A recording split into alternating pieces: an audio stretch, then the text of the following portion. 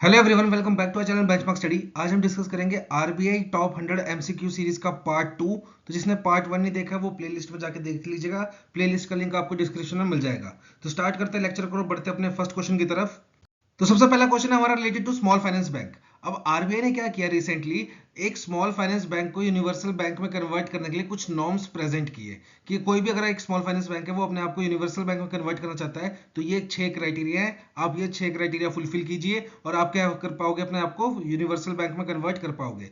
तो यहाँ पे एक स्मॉल फाइनेंस बैंक था, उसके क्राइटेरियाज यहाँ पे दिए गए हैं, उसकी डिटेल्स यहाँ पे दी गई हैं और आरबीआई के पास इसने अपनी रिक्वेस्ट भेजी कि भाई हम यूनिवर्सल बैंक में कन्वर्ट होना चाहते हैं। तो आरबीआई ने क्या किया, इसकी रिक्वेस्ट को खारिज कर दिया, कैंसिल कर दिया। क्यों? अब हमें यही बताना है इनमें से कौन सा ऑप्शन जो है, इसमें कौन सी डिटेल्स जो है वो मैच नहीं करी आरबीआई के नॉर्म्स के अकॉर्डिंग। तो देखो आरबीआई ने रिसेंटली क्या कहा कि जो हमारे स्मॉल फाइनेंस बैंक है वो अपने आप को यूनिवर्सल बैंक में कन्वर्ट कर सकते हैं। कब? अगर एक स्मॉल फाइनेंस बैंक को शेड्यूल स्टेटस मिला हो और वो सेटिस्फैक्ट्री वर्क कर रहा हो पिछले 5 साल से। Schedule status and satisfactory work कर रहा हो पिछले 5 साल से। फिर उसका जो स्टॉक्स है वो लिस्टेड होने चाहिए स्टॉक मार्केट पे। उसके जो स्टॉक्स हैं स्मॉल फाइनेंस बैंक के वो लिस्टेड होने चाहिए स्टॉक मार्केट पे। फिर उसकी मिनिमम नेटवर्थ जो होनी चाहिए वो कितनी होनी चाहिए, 1000 करोड़ की। फिर उसका CRAR जो है, कैपिटल एडिक्वेसी रेशियो या capital to risk weighted ratio, वो मिनिमम कितनी होनी चाहिए, 15%। उससे ज्यादा चलेगी, उससे कम नहीं चलेगी, 15% और अबव। ये क्राइटेरिया है। फिर उसके जो पिछले 2 साल है, जैसे अभी समझ लो 2025 चल रहा है, इस साल कोई स्मॉल फाइनेंस बैंक जो है वो अपने आप को करना चाहता है यूनिवर्सल बैंक में कन्वर्ट, तो उसके पिछले 2 फाइनेंशियल ईयर 24 और 23 वाले, उसमें उसको क्या होना चाहिए, नेट प्रॉफिट होना चाहिए। तो 2 इयर्स, लास्ट 2 इयर्स क्या होने चाहिए, उसके प्रॉफिट के होने चाहिए। और फिर लास्ट क्या है उसका, जो ग्रॉस एनपीए है उस स्मॉल फाइनेंस बैंक का, वो कितना होना चाहिए, मैक्सिमम 3% या उससे कम। और जो नेट एनपीए है वो कितना होना चाहिए, मैक्सिमम 1% या उससे कम। तो यहाँ पे कौन सा क्राइटेरिया मिसमैच कर गया, ऑप्शन नंबर बी। बैंक का ग्रॉस एनपीए तो 3 से कम है पर नेट एनपीए 1 से ज्यादा हो गया। तो आरबीआई क्या कहता है, अगर आपने स्मॉल फाइनेंस बैंक को यूनिवर्सल बैंक में कन्वर्ट करना है तो आपका ग्रॉस एनपीए 3% से कम होना चाहिए और नेट एनपीए जो है वो 1% या उससे कम होना चाहिए। बाकी सभी क्राइटेरिया मैच कर रहे थे, बस जो आपका बी और ये 6th वाला क्राइटेरिया ये मैच नहीं कर रहा और इसमें भी नेट एनपीए वाला क्राइटेरिया मैच नहीं कर रहा था, इसलिए इस बैंक को क्या हुआ, लाइसेंस नहीं मिला। तो ये था आपका आंसर नंबर बी। अब यहां पे देखो एक चीज और है समझने वाली, कि जो हमारा स्मॉल फाइनेंस बैंक है ये अपने आप को यूनिवर्सल बैंक में कन्वर्ट करेगा क्यों, यूनिवर्सल बैंक में अपने आप को क्यों कन्वर्ट करना चाहेगा। तो देखो जो स्मॉल फाइनेंस बैंक है, एक तो आंसर सिंपल सा है कि यूनिवर्सल बैंक जो है वो ज्यादा फैसिलिटीज प्रोवाइड कर सकता है। यूनिवर्सल बैंक के पास ज्यादा ऑप्शंस होते हैं, ज्यादा कस्टमर सर्विस प्रोवाइड करने के ऑप्शंस होते हैं। पर जो मेन रीजन है वो क्या है, लोन्स का। जो भी आपका स्मॉल फाइनेंस बैंक है जितना भी लोन करेगा उसका 75% इसको क्या करना पड़ेगा, पीएसएल कैटेगरी में लैंड करना पड़ेगा। मतलब एक स्मॉल फाइनेंस बैंक अगर 100 करोड़ के लोन बांटता है एक साल में, तो उसको 75 करोड़ के लोन किसको देने पड़ेंगे, प्रायोरिटी सेक्टर लैंडिंग को।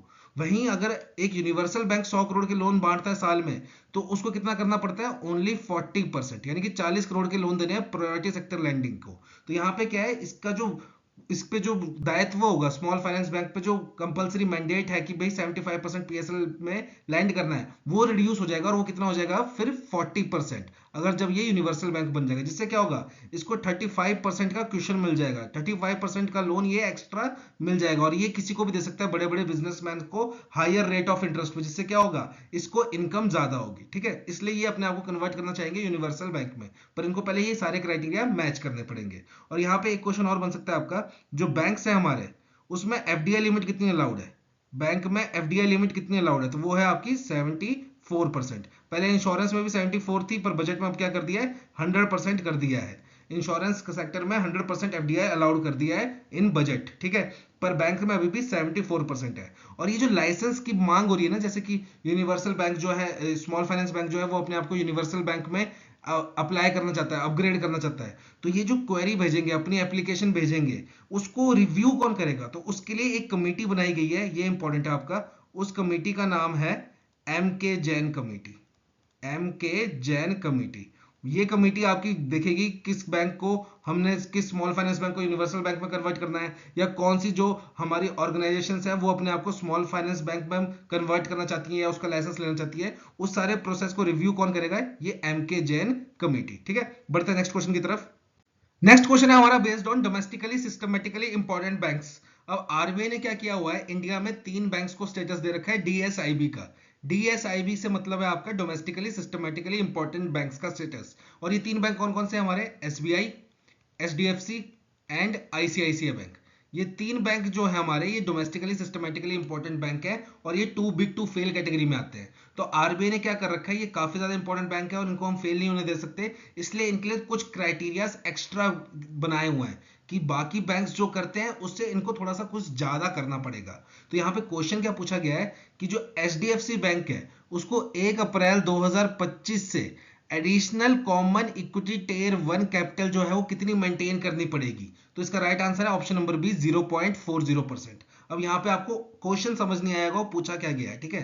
तो आंसर तो ये 0.40% है। अब मैं इसको समझाता हूँ बात क्या बोली गई।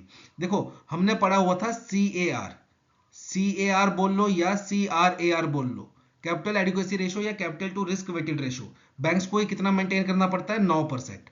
और फिर आगे 2.5% जो होता है वो कैपिटल कंजर्वेशन बफर होता है, सीसीबी जिसको बोलते हैं, ठीक है। तो अभी इसकी बात नहीं करते हैं, ये 9% पे आते हैं। तो ये 9% है, इसको भी आगे डिवाइड किया गया है 2 में। कैसे, एक है आपका टियर 1 कैपिटल और एक है आपका टियर 2 कैपिटल। टियर 1 कैपिटल जो है वो कितनी मेंटेन करनी पड़ती है, 7% की। और टियर 2 कैपिटल कितनी मेंटेन करनी पड़ती है, 2% की। तो यहाँ पे जो टियर 1 कैपिटल है इसको भी आगे 2 पार्ट्स में डिवाइड किया गया है। एक है आपकी कॉमन इक्विटी टियर 1 कैपिटल और एक है आपकी एडिशनल टियर 1 कैपिटल। तो ये कॉमन इक्विटी टियर 1 कैपिटल कितनी है, 5.5% और एडिशनल वाली कितनी है, 1.5%।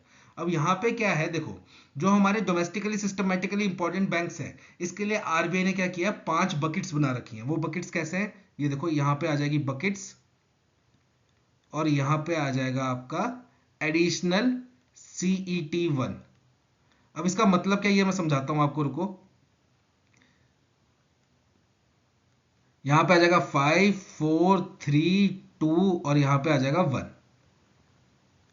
जो हमारा bank domestically systematically important bank bucket 5 में आएगा उसको CET ये वाली जो है 5.5 तो मेंटेन करनी पड़ेगी, एडिशनल और कितनी मेंटेन करनी पड़ेगी, 1%।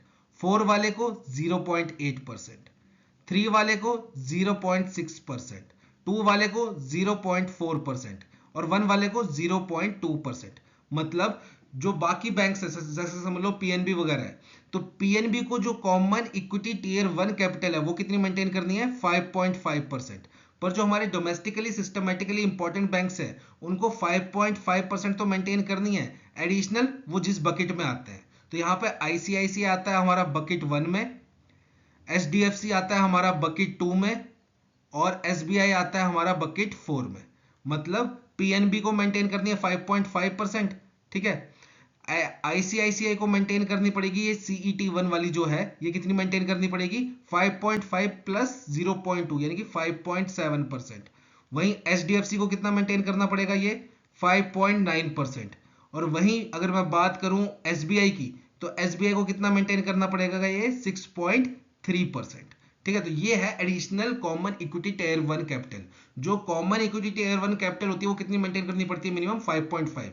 पर डोमेस्टिकली सिस्टमेटिकली इंपॉर्टेंट बैंक को एक्स्ट्रा मेंटेन करनी पड़ती है। और एक्स्ट्रा किसके बेसिस पे मेंटेन करनी पड़ती है, जिस बकेट में वो फॉल करते हैं। तो एसबीआई करता है हमारा बकेट 4 में, एचडीएफसी करता है बकेट 2 में, आईसीआईसी करता है बकेट 1 में। और ये कब से एप्लीकेबल हो जाएगा, 1 अप्रैल 2025 से। ठीक है, बढ़ते हैं नेक्स्ट क्वेश्चन की तरफ। नेक्स्ट क्वेश्चन है हमारा बेस्ड ऑन यूपीआई 123 पे एंड यूपीआई लाइट वॉलेट्स। अभी रिसेंटली क्या किया है आरबीआई ने, इनकी लिमिट्स में कुछ चेंजेस किए हैं। तो हमें इसके ऑप्शन से बताना है कौन सा ऑप्शन जो है वो गलत है according to RBI new norms. अब पहले यहाँ पे बात कर लेते हैं यूपीआई 123 पे की। तो देखो जो हमारा यूपीआई 123 पे है ये किसके लिए बनाया गया है, फीचर्स फोन के लिए। फीचर फोन मतलब जो छोटे फोन आते थे नोकिया 1100 2100 वाला, ठीक है, वैसे फोन जो आते थे बटन वाले फोन उनके लिए बनाया गया था। क्योंकि वहां उसमें प्रॉपरली नेट चलता नहीं है, अगर चलता भी है तो उसमें प्रॉपरली एप्स नहीं चलती, जैसे गूगल पे हो गई, ये सब एप्स नहीं चलती। तो वो कस्टमर कैसे यूपीआई का यूज कर सकते हैं उसके लिए बनाया गया है यूपीआई 123 पे। और इसके अंदर आपके 4 मेथड्स हैं। 4 मेथड का यूज करके आप जो है वो पेमेंट कर सकते हो, यूपीआई पेमेंट कर सकते हो। 4 मेथड कौन कौन से हैं, एक है आपका आईवीआर, ठीक है। इंटरेक्टिव वॉइस रिस्पॉन्स, आप एक नंबर पे कॉल कीजिए, सामने से कोई व्यक्ति या लेडीज बोलेंगी, जैसे वो ऑटोमेटिकली होता है, इसको ये सुविधा के लिए एक दबाइए, इंग्लिश के लिए दो दबाइए, वो वैसी वाली IVR, तो वो आपको गाइड करते रहेगी, आप बटन दबाते रहिए और आपकी यूपीआई आईडी क्रिएट हो जाएगी। फिर आपको एक एमपिन क्रिएट करना है और वो डाल के आप पेमेंट कर सकते हो। दूसरा ऑप्शन है आपका मिस्ड कॉल। तीसरा ऑप्शन है आपका एम्बेडेड एप्स। एम्बेडेड एप्स का मतलब पता क्या होता है, जो छोटे फोन होते हैं ना उसमें भी कभी कभी क्या होता है, छोटी मोटी एप्स होती हैं। जैसे आपने छोटा फोन देखा होगा नोकिया वगैरह का, उसमें भी जो नए फोन आने लग पड़े थे छोटे वाले, उसमें भी एक फेसबुक नाम की ऐप होती थी इनबिल्ट, छोटी सी, उतनी अच्छे से नहीं चलती थी पर थोड़ा बहुत काम चल जाता था। तो वैसे ही यूपीआई के रिलेटेड भी एम्बेडेड एप्स आती है छोटे फोनों में, आप उसका यूज भी कर सकते हैं। और चौथा है आपका sound based technology. Sound based technology, इसमें क्या होता है, जैसे एलेक्सा वाली नहीं होती, एलेक्सा जैसा एक चीज होता है जिससे आवाज निकलती है, उसके थ्रू आप पेमेंट कर सकते हो। फोन को उसके पास ले जाके, नंबर पे कॉल करके उसके पास ले जाके, वो voice sound based voice technology का यूज करके आप पैसे जो है वो ट्रांसफर कर सकते हो। ठीक है, तो मतलब टोटल कुल मिला के 4 मेथड है यहाँ पे, जिसका यूज करके आप छोटे फोनों से भी गूगल पे मतलब यूपीआई पेमेंट कर सकते हो। अब यहाँ पे देखो, यहाँ पे क्या किया आरबीआई ने, पहले क्या था, आप इस यूपीआई 123 पे का यूज करके एक ट्रांजेक्शन जो है वो 5,000 की कर सकते थे मैक्सिमम। अब आरबीआई ने इसको बढ़ा के कितना कर दिया, 10,000। ये इंपॉर्टेंट है, 5,000 से बढ़ा के कितना कर दिया है, 10,000। वहीं अगर मैं यूपीआई लाइट वॉलेट की बात करूं, यूपीआई लाइट की बात करूं, ये किस लिए बनाई गई है कि जैसे आप यूपीआई पेमेंट करते हो तो पहले आपको गूगल गूगल पे खोलना पड़ेगा, ठीक है। फिर उसके बाद जब पेमेंट करोगे तो एमपिन नंबर डालना पड़ेगा। तो यहाँ पे आरबीआई ने क्या किया है, एनपीसीआई से कहा कि भाई कुछ इजी चीज लाइए, तो एनपीसीआई क्या लाया, यूपीआई लाइट लाया। उससे क्या होता है, आप जैसे कि ये छोटी मोटी पेमेंट है उसमें आपको एमपिन नंबर डालने की जरूरत नहीं है, आप अमाउंट डालो वो सीधा ट्रांसफर हो जाएंगे, एमपिन नंबर की जरूरत ही नहीं पड़ेगी। और इसमें वॉलेट फैसिलिटी भी दी है। वॉलेट फैसिलिटी क्या होती है, जैसे समझ लो आप कई बार गूगल पे या फोन पे वगैरह यूज करते हो, उसमें आता है could not connect to bank server, there is an error, ठीक है। वो किस लिए आता है, क्योंकि उस टाइम कनेक्ट नहीं कर पाता। तो यहाँ पे यूपीआई लाइट में वॉलेट नाम की फैसिलिटी दी है। इसमें क्या है, आप पहले से ही पैसे डाल के रख लो, तो आपको उस टाइम बैंक सर्वर चल रहा हो ना चल रहा हो आपको मतलब ही नहीं है, आपके वॉलेट में पैसे पड़े होंगे, ठीक है। तो यूपीआई लाइट में आपका वॉलेट फैसिलिटी दी होती है, जिसके थ्रू आप पेमेंट कर सकते हो और आपको एमपिन नंबर डालने की जरूरत नहीं है। छोटी मोटी पेमेंट विदाउट पासवर्ड डाले ही हो जाती है, उसमें सिर्फ अमाउंट डाल के। तो यहाँ पे क्या किया, वॉलेट की जो लिमिट थी उसको इंक्रीज कर दिया है। पहले वॉलेट में कितने पैसे डाल सकते थे आप, मैक्सिमम 2,000 रुपए। अब इसको बढ़ा के कितना कर दिया, 5,000। 2,000 रुपए डाल सकते थे, अब इसको बढ़ा के कर दिया 5,000। और साथ ही साथ जो यूपीआई लाइट से आप एक ट्रांजेक्शन कर सकते थे, वो कितने की कर सकते थे, मैक्सिमम मैक्सिमम कर सकते थे 500 रुपए की। अब इसको भी बढ़ा के कितना कर दिया है, 1,000 रुपए। अब आप 1,000 रुपए तक की ट्रांजेक्शन बिना एमपिन नंबर डाले कर सकते हो। सीधा 800 रुपए की जैसे चीज खरीदी, स्कैन करो यूपीआई लाइट के थ्रू, 800 रुपए डालो, सेंड हो जाएंगे, आपको एमपिन नंबर डालने की जरूरत नहीं पड़ेगी, ठीक है। तो यहाँ पे ऑप्शन कौन सा सही है, सारे ऑप्शन सही है। गलत कौन सा है आपका, option number 2। UPI light user जो है वो 5,000 तो डाल पाएगा वॉलेट में, पर जो इंडिविजुअल ट्रांजैक्शन है वो 500 से बढ़ा के अब कितनी कर दी है, 1,000 रुपए। तो यहाँ पे ये चेंज था, ठीक है। बाकी ऑप्शन आपके सही है। यहाँ पे एक एडिशनल क्वेश्चन है, एडिशनल क्वेश्चन मैं पूछ रहा हूं आपसे, ये कमेंट सेक्शन में बताइएगा कि ऐसा कौन सा देश है, ऐसा कौन सा देश है जिसने सबसे पहले इंडिया का यूपीआई अडॉप्ट किया था। यूपीआई अडॉप्ट करने वाला सबसे फर्स्ट कंट्री कौन सा है, फर्स्ट कंट्री, ठीक है। हिंट के लिए बता दूं, ये हमारा नेबर ही है, हमारे पड़ोसी देशों में से एक है। तो ये बताइएगा, ठीक है, कमेंट सेक्शन में। बढ़ते हैं नेक्स्ट क्वेश्चन की तरफ। नेक्स्ट क्वेश्चन है हमारा related to foreign exchange derivative contracts के ऊपर। आरबीआई ने रिसेंटली क्या बोला है, जो भी हमारे फॉरेन एक्सचेंज डेरिवेटिव्स हैं जो कि कंडक्ट होते हैं ओटीसी प्लेटफॉर्म पे, उसकी भी रिपोर्टिंग सबमिट होगी अब से। और ये रिपोर्टिंग कौन सबमिट करवाएगा, ऑथराइज्ड डीलर, क्योंकि इनको ऑथराइजेशन होती है फॉरेन एक्सचेंज में ट्रेड करने की। तो ये जो ऑथराइज्ड डीलर्स हैं, इनको वो सारी फॉरेन एक्सचेंज डेरिवेटिव्स की रिपोर्ट जो है वो सबमिट करनी पड़ेगी, किसके पास, ट्रेड रिपोजिटरी ऑफ सीसीआईएल। सीसीआईएल क्या है आपका, क्लियरिंग कॉर्पोरेशन ऑफ इंडिया। उसके ट्रेड रिपोजिटरी के पास ये सारी इंफॉर्मेशन सबमिट करवानी पड़ेगी फॉरेन एक्सचेंज की, जो कि कंडक्ट हुए कहां पे, ओटीसी प्लेटफॉर्म पे।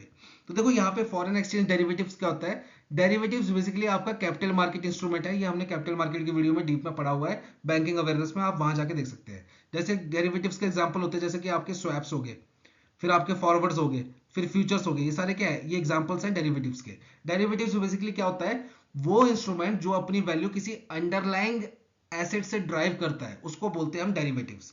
तो यहाँ पे फॉरेन एक्सचेंज क्या है, जैसे कि कोई बंदा फॉरेन करेंसी खरीद रहा है या बेच रहा है या इंटरेस्ट रेट स्वैप्स कर रहा है, वो सब किस में आते हैं, फॉरेन एक्सचेंज डेरिवेटिव्स में आते हैं।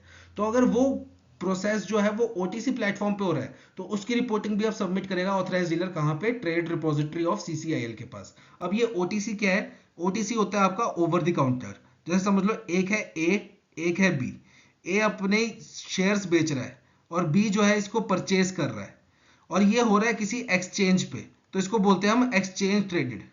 इसको बोलते हैं हम एक्सचेंज ट्रेडेड। और इसमें क्या होता है, रूल्स एंड रेगुलेशन ज्यादा फॉलो होते हैं और ये एक प्रॉपर रिकॉर्ड रहता है। वहीं अगर ए और बी एक टेबल पे आके मिलते हैं और आपस में डील कर लेते हैं तो इसको क्या बोलते हैं, ओवर द काउंटर। मतलब दोनों पार्टीज आपस में आके मिली और डील डन कर ली, इसमें कोई भी एक्सचेंज इन्वॉल्व नहीं होता। तो इस चीज का रिकॉर्ड रखना मुश्किल था। पर ये देखो हो रहा किसमें, फॉरेन एक्सचेंज में। तो फॉरेन एक्सचेंज तो आपके ऑथराइज डीलर के थ्रू ही होते हैं, तो कहीं ना कहीं ऑथराइज डीलर इन्वॉल्व होगा, उसके पास ये जानकारी होगी। तो आरबीआई ने अब बोला है कि भाई ऑथराइज डीलर को क्या बोला है कि आपको ये सारी जो ओवर द काउंटर ट्रेड हो रहे हैं इसकी सारी रिपोर्टिंग आपको सबमिट करनी है ट्रेड रिपोजिटरी ऑफ सीसीआईएल के पास। और ये 3 टाइप के ट्रेड होने चाहिए, कौन कौन से, एक कैश वाला, एफएक्स कैश, एफएक्स टॉम और एफएक्स स्पॉट। अब इसका क्या मतलब होता है, जैसे समझ लो ए एंड बी है। ए एंड बी ने क्या किया, मंडे को डील डन की और कि मैं अपने शेयर्स बेचूंगा आपको, और बी क्या कहेगा, मैं आपको समझ लो पैसे दूंगा, ठीक है। ये यहाँ पे पैसे देगा और ये यहाँ पे शेयर्स परचेज सेल करेगा। और ये डील हुई मंडे को, और मंडे को ही सेटलमेंट होगी। मतलब बी के अकाउंट में शेयर्स आ गए और ए के अकाउंट में पैसे आ गए। ये सेटलमेंट मंडे को ही होगी, मतलब T+0 के दिन ही होगी। जिस दिन ट्रांजेक्शन हुई उसी दिन सेटलमेंट होगी, तो उसको बोलते हैं हम कैश। वहीं जिस दिन ट्रांजेक्शन हुई और अगले दिन सेटलमेंट हो रही है उसको बोलते हैं हम टॉम, और जिस दिन ट्रांजेक्शन हुई उसके 2 दिन बाद सेटलमेंट हो रही है उसको बोलते हैं हम स्पॉट। तो ट्रांजेक्शन +0 को बोलते हैं कैश, T+1 को टॉम, T+2 को स्पॉट। तो ये 3 टाइप के फॉरेन एक्सचेंज डेरिवेटिव जो कि कंडक्ट हो रहे हैं ओटीसी प्लेटफॉर्म पे, उसकी रिपोर्टिंग सबमिट करेगा ऑथराइज डीलर कहां पे, ट्रेड रिपोजिटरी ऑफ सीसीआईएल के पास। अब यहाँ पे जो बाकी 2 ऑप्शंस है ये आपके थोड़ा टाइमिंग के हिसाब से दिए गए हैं, ये याद होते तो भी ठीक है, नहीं होते तो भी ठीक है, ठीक है। यहाँ पे मैं पहले आपको आंसर बताता हूँ। आंसर गलत कौन सा है, ऑप्शन नंबर सी। सी क्यों गलत है, सी पता क्या बोल रहा है, जैसे समझ लो मेरी एक कंपनी है एबीसी, मैं हूं एक ऑथराइज डीलर और मेरी कंपनी है एबीसी। मैंने क्या किया, ये इंडिया में है, मैंने क्या किया, इंग्लैंड में अपनी XYZ करके एक सब्सिडरी खोल दी, ये मेरी सब्सिडरी है। अब मैं इसके थ्रू अगर फॉरेन एक्सचेंज डेरिवेटिव्स कर रहा हूं ओटीसी प्लेटफॉर्म पे, तो उसकी रिपोर्टिंग सबमिट करने की जरूरत नहीं है हमारे को, किसके पास, ट्रेड रिपोजिटरी ऑफ सीसीआईएल के पास। ऑप्शन नंबर सी ये बोल रहा है, तो ये ऑप्शन एकदम गलत है। अगर मेरी कोई कंपनी है और मैंने उसके अपनी कंपनी के थ्रू कोई सब्सिडरी खोली है फॉरेन में, अगर उसके थ्रू भी फॉरेन एक्सचेंज डेरिवेटिव्स हो रहा है ओटीसी प्लेटफॉर्म पे, तो उसकी रिपोर्ट भी सबमिट करनी पड़ेगी ट्रेड रिपोजिटरी के पास, ठीक है। अब यहाँ पे option number B and D जो है वो थोड़े टाइमिंग के ऊपर है, अगर याद होते तो भी ठीक है, नहीं होते तो भी कोई दिक्कत वाली बात नहीं है। मैं आपको थोड़ा सा एक्सप्लेन कर देता हूँ क्या है। ऑप्शन नंबर बी बोल रहा है अगर ये जो ट्रेड है ओवर द काउंटर वाला ट्रेड है ये बैंक टू बैंक हो रहा है, इसमें दोनों पार्टीज जो है वो बैंक है, तो ऐसी ट्रेड की जो इंफॉर्मेशन है वो आपको सबमिट करनी पड़ेगी कब तक, 10 फरवरी 2025 तक सीसीआईएल के पास। वहीं अगर कोई कस्टमर ऑथराइज डीलर का यूज करके ट्रांजैक्शंस कर रहा है, ठीक है, फॉरेन एक्सचेंज डेरिवेटिव कर रहा है ओटीसी प्लेटफॉर्म पे, और अगर उसकी अमाउंट जो है वो 1 मिलियन यूएसडी डॉलर या उससे ज्यादा की है, तो वैसों की रिपोर्टिंग आपको करनी है कब तक, 12 मई 2025 तक। और अगर आपकी जो अमाउंट है वो 50,000 और उससे नीचे की है तो आपको रिपोर्टिंग सबमिट करनी कब तक, 10 नवंबर 2025 तक। तो ऑप्शन डी और बी आपको याद होते हैं तो भी ठीक है, नहीं होते हैं तो भी ठीक है। तो यहाँ पे FX cash Tom spot important है, ठीक है, ये चीज ज्यादा इंपॉर्टेंट है आपके लिए। बढ़ते हैं नेक्स्ट क्वेश्चन की तरफ। नेक्स्ट क्वेश्चन है हमारा related to central counterparties. RBI ने रिसेंटली क्या किया है, जो हमारी सेंट्रल काउंटर पार्टीज है इनकी लाइसेंसिंग के लिए, अगर आपको एक सेंट्रल काउंटर पार्टी बनना है तो इसके लिए कुछ नॉर्म्स इशू किए हैं, तो हमें यही बताना है कौन सा नॉर्म सही है कौन सा गलत है। तो यहाँ पे देखिए सेंट्रल काउंटर पार्टीज होते क्या है, बेसिकली जब भी 2 पर्सन ट्रेड करते हैं, जैसे अभी हमने पिछले क्वेश्चन में पढ़ा ए एंड बी है, ए क्या कर रहा था, अपने शेयर्स बेच रहा था बी को, और बी क्या कर रहा था, बदले में पैसे दे रहा था। अब यहाँ पे अगर बीच में एक्सचेंज ना हो तो एक रिस्क रहता है, ठीक है, एक रिस्क रहता है काउंटर पार्टी रिस्क। अब वो क्या होता है, जैसे ए ने शेयर दे दिए बी को, बी बदले में पैसे ना दे, फिर या फिर बी पैसे दे दे ए को और ए शेयर ना दे, तो इसको बोलते हैं हम काउंटर पार्टी रिस्क। तो इस रिस्क को मिनिमाइज करने के लिए बीच में क्या आता है, एक्सचेंज, और ये एक्सचेंज को क्या बोलते हैं हम, central counter parties, central counter parties. अब आपको अगर एक सेंट्रल काउंटर पार्टी का लाइसेंस लेना है आरबीआई से, तो आपकी मिनिमम नेटवर्थ जो है, मिनिमम नेटवर्थ वो कितनी होनी चाहिए, 300 करोड़ रुपए की होनी चाहिए। और ये जो आपकी मिनिमम नेटवर्थ है आपकी कंपनी की 300 करोड़ रुपए, ये आपके हर 6 महीने बाद क्या होगा, आपको एक सर्टिफिकेट ऑडिट करवाना पड़ेगा, सेल्फ ऑडिट, और वो सर्टिफिकेट आपको हर 6 महीने बाद सबमिट करना पड़ेगा आरबीआई के पास। जिस टाइम आप सबमिट नहीं करोगे या जिस टाइम पे आपकी ये जो नेटवर्थ है 300 करोड़ से कम हुई, तो उस टाइम क्या होगा, आपका जो लाइसेंस है वो कैंसिल कर दिया जाएगा। ठीक है, तो यहाँ पे ऑप्शन गलत कौन सा है, यहाँ पे ऑप्शन गलत है आपका सी। क्योंकि सी क्या बोल रहा है कि आपको जब लाइसेंस लेना है तभी चाहिए 300 करोड़ की नेटवर्थ, उसके बाद आपकी 300 करोड़ से कम हो जाए तो कोई दिक्कत नहीं है, ऐसा कहीं नहीं है। 300 करोड़ आपको मिनिमम मेंटेन करनी पड़ेगी, उल्टा 6-6 महीने बाद आपको ऑडिट करवा के सर्टिफिकेट सबमिट भी करना पड़ेगा आरबीआई के पास। तो ये था आपका काउंटर, सेंट्रल काउंटर पार्टीज। ठीक है, अब यहाँ पे एक चीज और है, अगर सेंट्रल काउंटर पार्टी को चेयरमैन बनना है, चेयरपर्सन, ठीक है, अगर आपको सेंट्रल काउंटर पार्टी का चेयरपर्सन बनना है तो मैक्सिमम एज कितनी हो सकती है आपकी, मैक्सिमम एज, मैक्सिमम है 70 ईयर्स। ठीक है, 70 ईयर्स, और टेन्योर कितने का होगा, 3 साल का। वहीं अगर डायरेक्टर बनना है, डायरेक्टर, तो डायरेक्टर के लिए भी मैक्सिमम एज कितनी है, 70 ईयर्स एंड टेन्योर 3 ईयर का। ठीक है, तो ये चीज इंपॉर्टेंट है, ये याद रख लेना साथ में। सेंट्रल काउंटर पार्टी का लाइसेंस लेना है तो मिनिमम नेटवर्थ कितनी चाहिए, 300 करोड़ की, और मेरे को 6-6 महीने बाद क्या करना पड़ेगा, ऑडिट करवा के सर्टिफिकेट जो है वो सबमिट करना पड़ेगा आरबीआई के पास। ठीक है, बढ़ते हैं नेक्स्ट क्वेश्चन की तरफ। नेक्स्ट क्वेश्चन है हमारा related to foreign portfolio investors. अब आरबीआई ने रिसेंटली कुछ क्लासिफिकेशन फ्रेमवर्क अनाउंस किया था फॉर फॉरेन पोर्टफोलियो इन्वेस्टर्स, तो उसी के ऊपर क्वेश्चन है, तो पहले समझते हैं ये होता क्या है। देखो, हमारे दो तरीके के इन्वेस्टर्स होते हैं, एक एफपीआई और एक एफडीआई। एफपीआई क्या होता है, फॉरेन पोर्टफोलियो इन्वेस्टर्स, और एफडीआई होता है फॉरेन डायरेक्ट इन्वेस्टर्स। तो जो फॉरेन पोर्टफोलियो इन्वेस्टर्स हैं बेसिकली क्या करते हैं, किसी कंपनी के शेयर मार्केट से स्टॉक्स परचेज कर लिए या बॉन्ड्स परचेज कर लिए, ऐसे करते हैं कौन, ये एफपीआई वाले। और एफडीआई वाले का क्या करते हैं, डायरेक्टली कंपनी में इन्वेस्ट करते हैं। कोई कंपनी खुल रही है या कोई कंपनी है, उसके डायरेक्टली जाके उसका हिस्सा ले लेंगे, 30% का हिस्सा परचेज कर लेंगे, 40% का हिस्सा परचेज कर लेंगे, तो ये डायरेक्टली कंपनी में इन्वेस्ट करते हैं।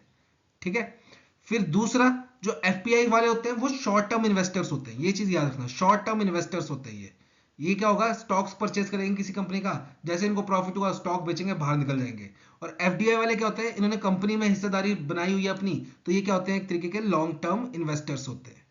अब यहाँ पे क्या बोला गया है, देखो आरबीआई द्वारा, जैसे किसी पर्सन ने, एक पर्सन है समझ लो, एक एफपीआई है एबीसी, इसने क्या किया, एचडीएफसी के शेयर्स परचेज कर लिए, एचडीएफसी के क्या कर लिए, शेयर्स परचेज कर लिए, ताकि थोड़े दिन बाद एचडीएफसी का जब प्राइस ऊपर जाएगा तो हम क्या करेंगे, बेचेंगे और मुनाफा कमा लेंगे।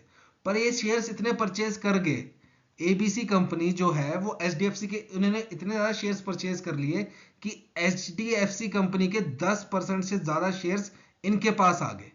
तब उस सिनेरियो में क्या होगा, इनको अपने आप को रिक्लासिफाइड करना पड़ेगा एफडीआई में।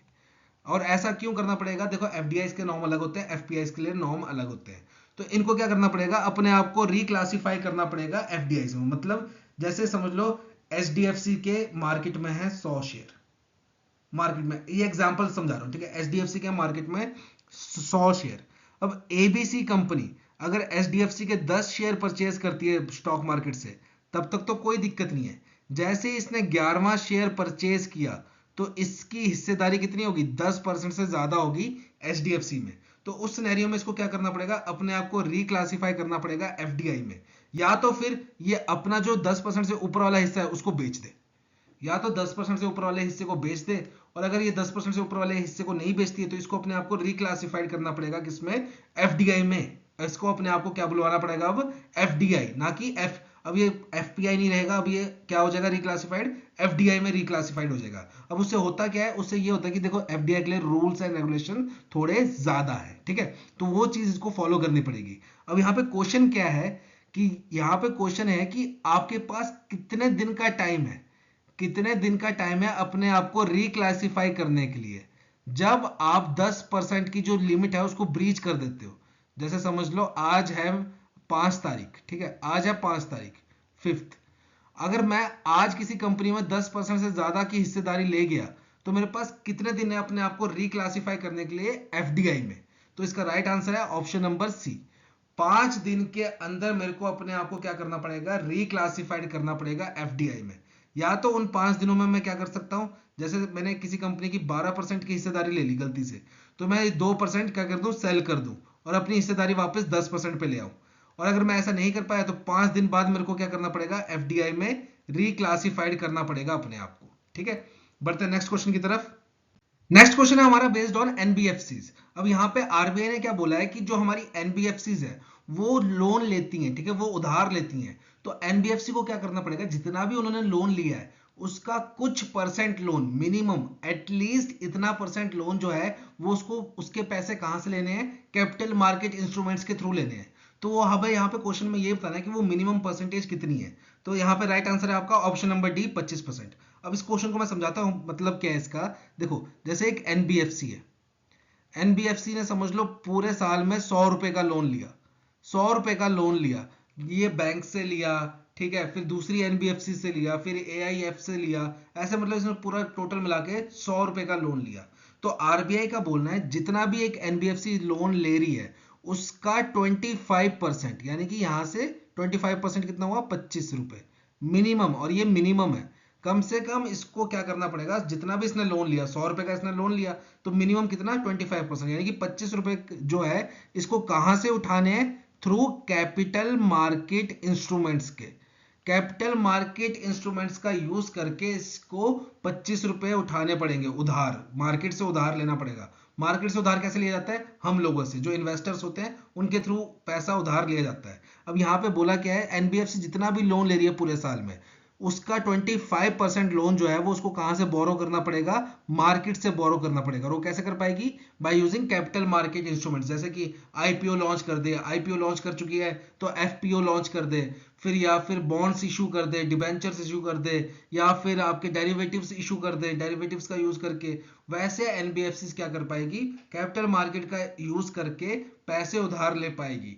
तो यहाँ पे आरबीआई ने क्या बोला है कि एनबीएफसी को मिनिमम कम से कम 25%, जितना भी उसने टोटल लोन लिया है उसका 25% अमाउंट जो है वो कहां से लेना पड़ेगा, कैपिटल मार्केट इंस्ट्रूमेंट्स का यूज करके लेना पड़ेगा। तो ये यहाँ पे राइट आंसर क्या है, ऑप्शन नंबर डी, 25%। ठीक है, बढ़ते नेक्स्ट क्वेश्चन की तरफ। नेक्स्ट क्वेश्चन है हमारा related to Brickwork Rating India Private Limited. अब यहाँ पे आरबीआई ने क्या किया है, इनको लाइसेंस दे दिया, ऑथराइजेशन दे दी है कि ये डिटरमाइन कर सकेंगे क्या, risk wait in capital adequacy ratio. अब इसका मतलब क्या है, देखो जब भी हम कैपिटल एडिक्वेसी रेशियो की बात करते हैं या capital to risk weighted ratio की बात करते हैं, ये क्या होता है हमारा, capital tier 1 and tier 2 upon RWA.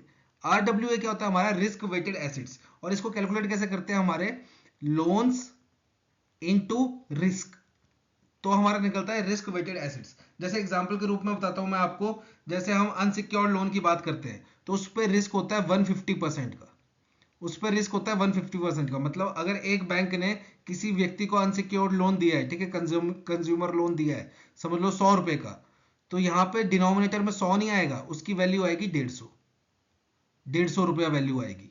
वैसे ही क्या होता है, किसी पे रिस्क होता है आपका 80% का, तो मतलब अगर आपने इस व्यक्ति को लोन दिया 100 रुपए का तो डिनोमिनेटर में वैल्यू कितनी आएगी, 80 रुपए आएगी। वो मतलब जितना भी लोन होगा इनटू रिस्क।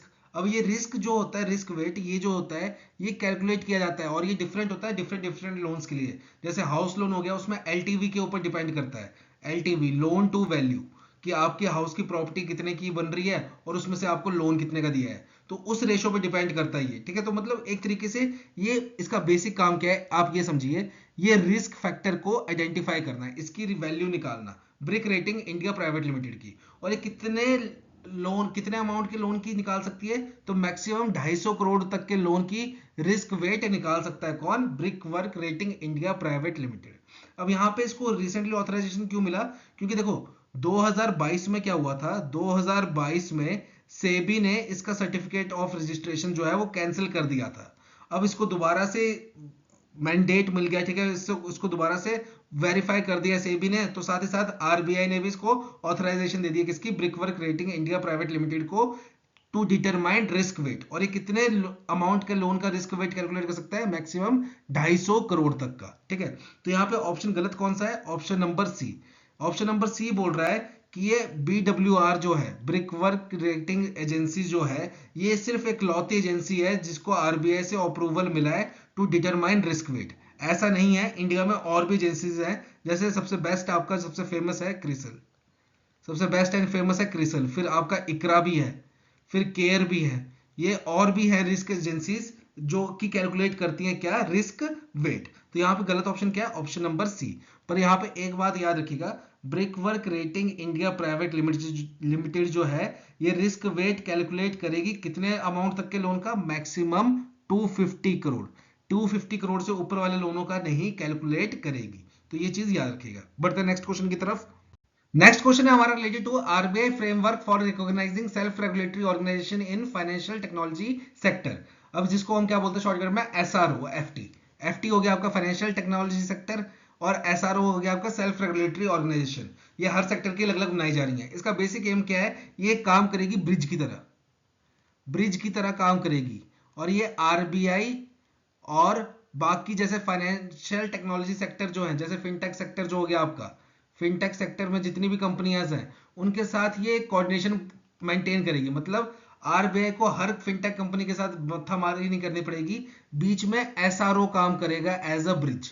आरबीआई गाइडलाइंस देगी एसआरओ को, फिर एसआरओ का काम होगा इन बाकी फिनटेक्स जितनी भी कंपनीज हैं उनको ये गाइडलाइंस प्रोवाइड करना। या फिर फिनटेक कंपनी को कोई शिकायत होगी तो वो एसआरओ को सबमिट करेगी, और एसआरओ का काम होगा आरबीआई के साथ इसको वो रिजॉल्व करने का। ठीक है, तो एसआरओ एक तरीके से मीडियम माध्यम बन रहा है दोनों चीजों के बीच में, आरबीआई के बीच में और जितनी भी फिनटेक्स कंपनियां उनके बीच में। जिससे क्या होगा, आरबीआई की लायबिलिटी तो क्या मतलब, आरबीआई का वर्कलोड थोड़ा सा कम होगा और वो ज्यादा किस पे चला जाएगा, एसआरओ पे। तो किसी कंपनी को अगर अपने आप को एसआरओ बनाना है फाइनेंशियल टेक्नोलॉजी सेक्टर में, तो क्या क्या रिक्वायरमेंट्स चाहिए। पहली रिक्वायरमेंट, जो मिनिमम नेटवर्थ है वो कितनी होनी चाहिए, 2 करोड़ की। मिनिमम नेटवर्थ जो है वो कितनी की होनी चाहिए, 2 करोड़ की। जो कंपनी होनी चाहिए जो कि अपने आप को बनाना चाहती है एसआरओ, ठीक है, सेल्फ रेगुलेटरी ऑर्गेनाइजेशन बनाना चाहती है in the field of financial technology, वो क्या होनी चाहिए, नॉन प्रॉफिट बेस्ड कंपनी होनी चाहिए, नॉन प्रॉफिट बेस्ड कंपनी होनी चाहिए। ठीक है। तीसरा, जो ये कंपनी होगा इसमें जितने भी लोग होंगे, समझ लो 10 20 50 जितने भी लोग होंगे, एक व्यक्ति के पास 10% से ज्यादा 10% से ज्यादा हिस्सा नहीं होना चाहिए। जितनी भी इस कंपनी की पेड कैपिटल होगी उसका 10% से ज्यादा हिस्सा नहीं होना चाहिए किसी सिंगल व्यक्ति के पास। ठीक है, तो ये सब क्राइटेरिया होते हैं अगर आपको एक अपनी सेल्फ रेगुलेटरी ऑर्गेनाइजेशन बनानी है इन फाइनेंशियल टेक्नोलॉजी सेक्टर में। तो यहाँ पे गलत ऑप्शन कौन सा है, ऑप्शन नंबर बी गलत है, क्योंकि ये क्या कह रहा है, फॉर प्रॉफिट। फॉर प्रॉफिट नहीं है, नॉन प्रॉफिट है, नॉन प्रॉफिट बेस्ड कंपनी होनी चाहिए। ठीक है, तो यहाँ पे एक और क्वेश्चन बन सकता है आपका, सबसे पहला एसआरओ एफटी लाइसेंस किसको दिया गया, तो वो दिया गया है आपका किसको, फेस। फेस की फुल फॉर्म इंपॉर्टेंट है, fintech association for consumer empowerment. तो फेस की फुल फॉर्म इंपॉर्टेंट है। ठीक है, तो ये इसको मिला सबसे पहला लाइसेंस अंडर एसआरओ एफटी। बढ़ते हैं नेक्स्ट क्वेश्चन की तरफ। लास्ट क्वेश्चन है हमारा related to RBI initiatives in fintech and digital payment. अब यहाँ पे क्या किया आरबीआई ने, काफी ज्यादा इनिशिएटिव्स लॉन्च किए in fintech department and digital department.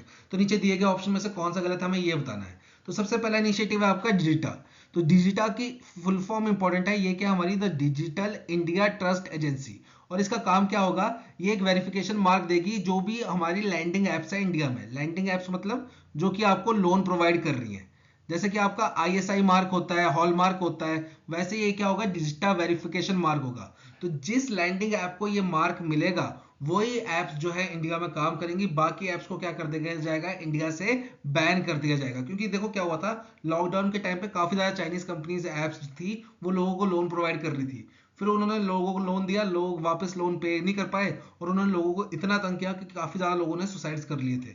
तो उस सिचुएशन को बचाने के लिए इंडिया ने क्या किया है, आरबीआई ने ये डिजिटा का लॉन्च किया है, the digital India trust agency. ठीक है, नेक्स्ट है आरबीआई का फिनक्वेरी ऑप्शन, फिनक्वेरी इनिशिएटिव। अब इसमें क्या बोला आरबीआई ने कि आरबीआई कहता है जो भी महीने का लास्ट वर्किंग वेडनेसडे होगा उस दिन हम 2 घंटे की विंडो खोलेंगे और किसी भी फिनटेक को, कोई भी फिनटेक कंपनी है उसको कोई भी डाउट है, क्वेरी है या कंप्लेन है, कुछ भी है, वो हमारे आरबीआई के फिनटेक डिपार्टमेंट के साथ बात कर सकते हैं ड्यूरिंग फिनक्वेरी इनिशिएटिव। और ये कब खुलेगा, हर महीने के लास्ट वर्किंग वेडनेसडे को, और सिर्फ 2 घंटे के लिए। तो ऑप्शन नंबर ए भी सही है, ऑप्शन नंबर बी भी सही है। नेक्स्ट है आपका एपी होता कमिटी। अब ये एपी होता कमिटी का फॉर्मेशन किस लिए हुआ है कि ये सेटअप कर सके एक digital payment intelligence platform, digital payment intelligence platform. और इस प्लेटफॉर्म का काम क्या होगा, जो भी हमारे फ्रॉड हो रहे हैं, ऑनलाइन फ्रॉड्स हो रहे हैं, उनको प्रिवेंट करना, उनको रोकना, और बाय चांस अगर फ्रॉड हो भी गया तो फिर उसको कंप्लीटली ट्रैक आउट करना। देखो, जो भी आपके ऑनलाइन फ्रॉड्स होते हैं उसमें सबसे ज्यादा दिक्कत क्या आती है कि पैसा जाता है एक अकाउंट में, फिर यहां से दूसरे में, तीसरे में, चौथे में, पांचवें में, छठे में, ऐसे मल्टीपल अकाउंट्स में जाता है और फिर एक बंदा जाके निकाल लेता है। तो इस पूरे पेमेंट को ट्रैक करने में ही बड़ा टाइम लग जाता है, जब तक बंदा पैसा लेके चला भी जाता है। तो वो ये डिजिटल पेमेंट इंटेलिजेंस प्लेटफॉर्म का काम क्या होगा, जो एपी होता कमिटी बनाई गई है जो कि सेटअप करेगी डिजिटल पेमेंट इंटेलिजेंस प्लेटफॉर्म, इसका मेन वर्क होगा कि भाई सबसे पहले ऑनलाइन फ्रॉड्स को प्रिवेंट करना, और बाय चांस अगर फ्रॉड हो गया तो उसको प्रॉपर ट्रैक करना। तो ऑप्शन नंबर सी भी आपका एकदम सही है। यहाँ पे गलत कौन सा है आपका, ऑप्शन नंबर डी, क्योंकि जो CPFIR है, central payment fraud information repository,